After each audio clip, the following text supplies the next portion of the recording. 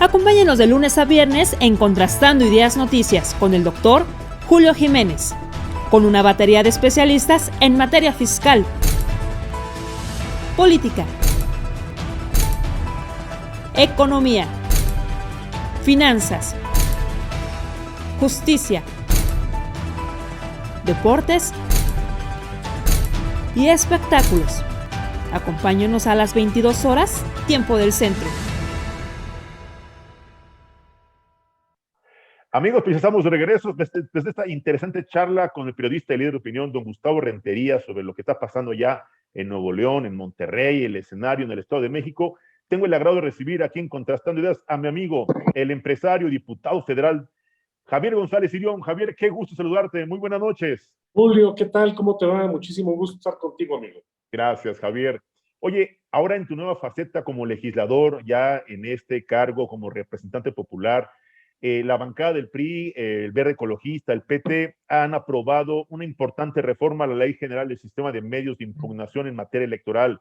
¿Quién trae, quién apadrina esta iniciativa? ¿De quién es el interés? ¿Y cómo es que llegan a estos acuerdos, a estos números de carácter político electoral en relación a esta reforma a la Ley General del Sistema de Medios de Impugnación, Javier?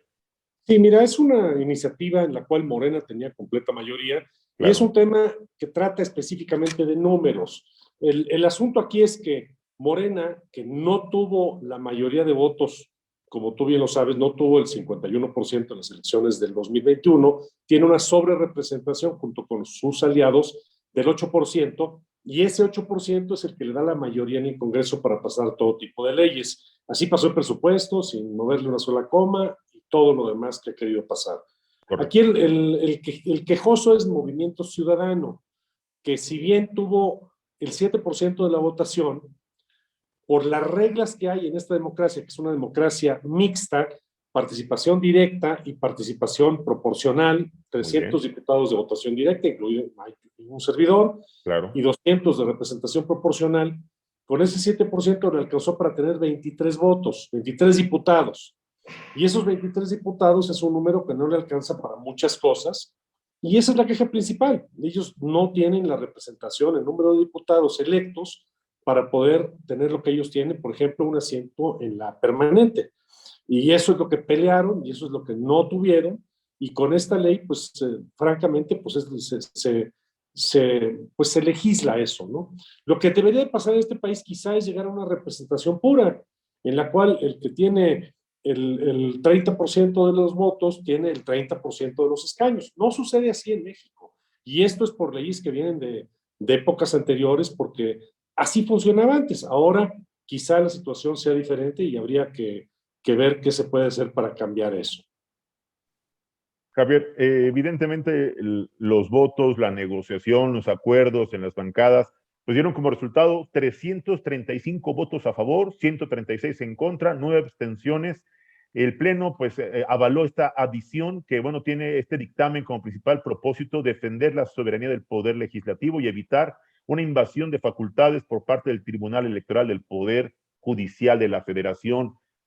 Javier, ¿tú visualizas que antes de esta reforma, había una invasión de facultades, una invasión de competencia? Mira, yo no lo veo francamente tan grave. Yo creo que es una ley que tendrá que irse ajustando a porque normalmente cuando Morena pasa una ley, pues está llena de agujeros y llena de problemas y llena normalmente. Y se confronta con otras leyes, ¿no? Entonces, eso va a pasar también con esta ley y con todas las demás, la mayoría de las que está pasando Morena por mayoría. Se están pasando muchas cosas en la Cámara de Diputados.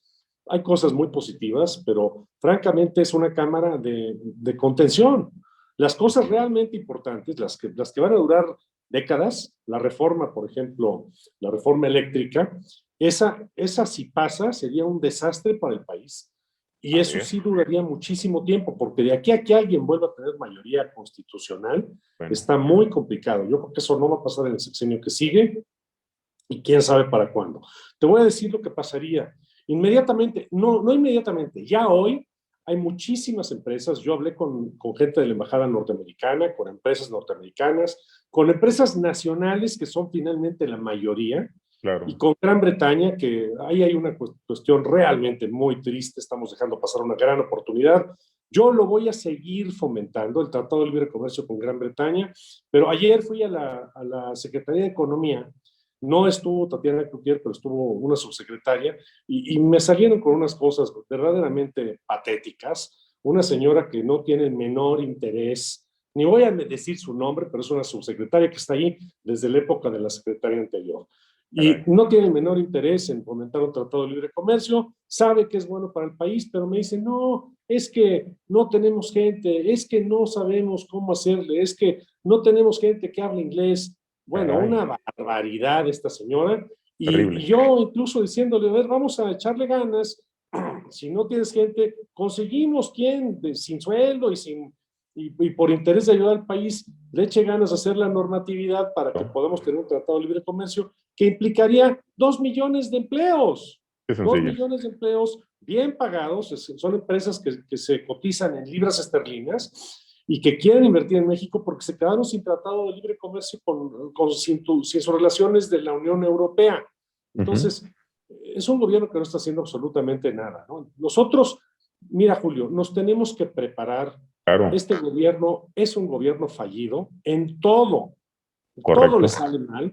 De acuerdo. Porque son completamente ineficientes y nos tenemos que preparar porque vamos a gobernar en el 2024, pero si nosotros llegamos y no tenemos, por ejemplo, listas esas relaciones con Inglaterra, con Estados Unidos, para que haya una gran explosión del trabajo en México, una gran explosión de la economía mexicana, que crezca en México al potencial que tiene, que es altísimo, al potencial de los mexicanos, que somos trabajadores, somos eficientes y somos muy creativos.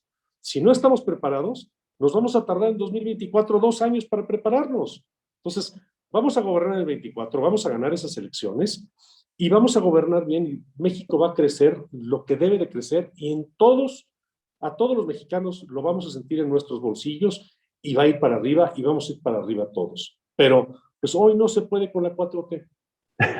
Javier, sin lugar a dudas, el gobierno de la Cuarta Transformación ha generado polémica, debate, ha generado un escenario preocupante para la economía nacional, la paz social, la violencia, la corrupción, la impunidad.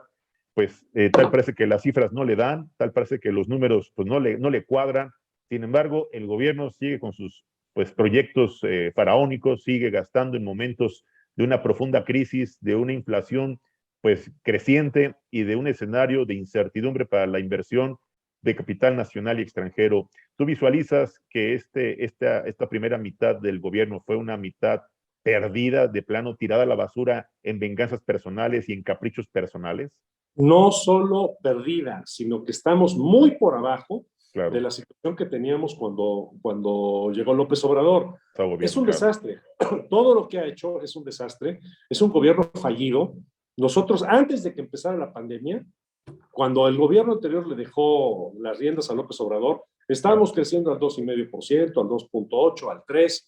En fin, no es el crecimiento que México necesita. Nosotros necesitamos crecer al 4, al 5, al 6 durante muchos años para que realmente se sienta en los bolsillos de todos los mexicanos. Lo vamos a hacer a partir de 2024. Pero en fin, estamos creciendo. Nada más toma el poder López Obrador y su primer año ya estamos en recesión antes de la pandemia.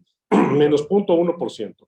Después, menos 8,5%. Y luego todos los países rebotaron, la mayoría, incluyendo nuestros socios comerciales o países similares a nosotros, y México no. México tuvo un crecimiento que va a cerrar en el 4,5%, 5%, que no recupera el 8,5%, y ya volvemos a estar hoy en recesión. Este año ya hay casas de las analistas que nos dan un crecimiento de menos del 2%, algunas hasta del 1%, que ni siquiera es el crecimiento poblacional. Tiene un problema severo en salud, un problema que él mismo generó, que ellos generaron, la 4T, por su ineficiencia, porque todo lo hacen de bote pronto. Ellos, no me refiero a COVID, me refiero a 250,000 muertos que se pudieron salvar si tuviéramos un sistema, nada más, si tuviéramos un sistema que proveyera medicamentos y servicios médicos en el sector salud, igual que como lo hacían los gobiernos anteriores. No perfecto, igual que como lo hacían los gobiernos anteriores. Todo eso se cayó porque sin tener un respaldo, el señor cierra el Seguro Popular, se lo pasa al INSABI, le quita las compras al Seguro Social, que lo hacía muy bien el Instituto Mexicano del Seguro Social, se le pasa al INSABI, que ni siquiera existía, no tenía ni reglas de operación, y hoy no las tiene. pasan años y está exactamente igual o peor. Este es un gobierno fallido. Los muertos por violencia, por inseguridad, son récord y está subiendo todavía. Entonces, sí podemos hablar de un gobierno que no dio resultados, un gobierno que en los 2 años y medio que le quedan difícilmente va a dar resultados, más allá de los mediáticos que dice López Obrador, y tenemos que ayudarlo, pero también tenemos que contenerlo para que no haga más daño en lo que nosotros ganamos en las elecciones y podemos gobernar en 2024. Javier, de veras es un gusto platicar contigo, es un placer pues escuchar tu análisis una voz autorizada de un hombre informado, de un empresario ocupado y preocupado y de un legislador comprometido, de un auténtico representante popular. Javier, podríamos molestarte la próxima semana porque queremos platicar contigo el tema de esta polémica, este debate y los foros que se han generado en materia de reforma eléctrica allá en la Cámara de Diputados. Te podríamos molestar el próximo martes, miércoles, como tu agenda te lo permita, claro. Con muchísimo gusto. Es importante que la gente se entere de las mentiras que están diciendo para pasar esta absurda reforma. Pues aquí está el compromiso, reitero, de una voz autorizada, de un hombre con conocimientos, con convicciones y con firme determinación democrática para sacar a México adelante. Don Javier González Irión, aquí en Contrastando Ideas. Javier, muchas gracias. Muy buenas noches. Julio, un abrazo. Muchas gracias a ti. Muchas gracias.